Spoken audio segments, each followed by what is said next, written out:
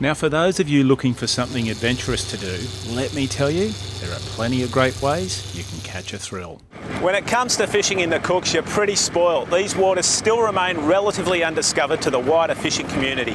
And from what the locals tell me, the fish here are big and abundant. So let's get some lines in the water. Once you pull out of the harbour, it's game on. Being on an island, you reach your fishing grounds in a matter of minutes, not hours. So it's more fishing time and less travel.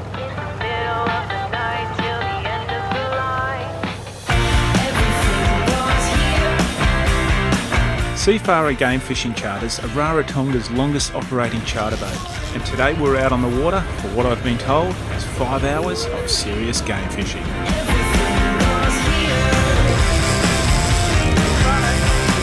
Wahoo, tuna, mahi. This place is teeming with fish that will definitely give the arms a workout. How was that? Fantastic. Well, it's time to roll up the sleeves and do it all over again.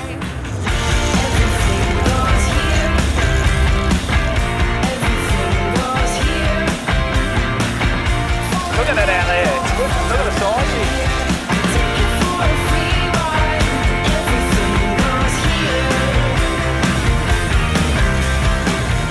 Two on, beautiful.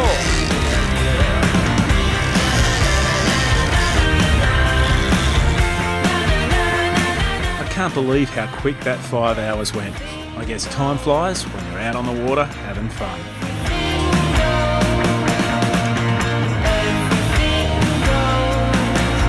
And the locals told me the fish were big and abundant. They weren't kidding. After a few hours out on the water this morning, this is our catch. And I can tell you, it's not a bad one.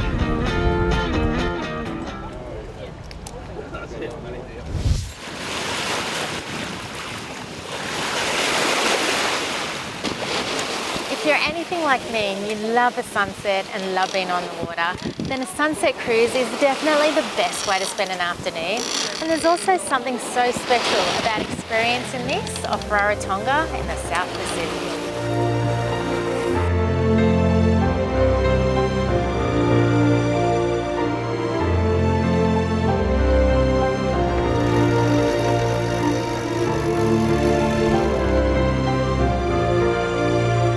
As we sail along in this sapphire blue water with magnificent views of the lush green mountainous island, I'm left speechless with pure delight.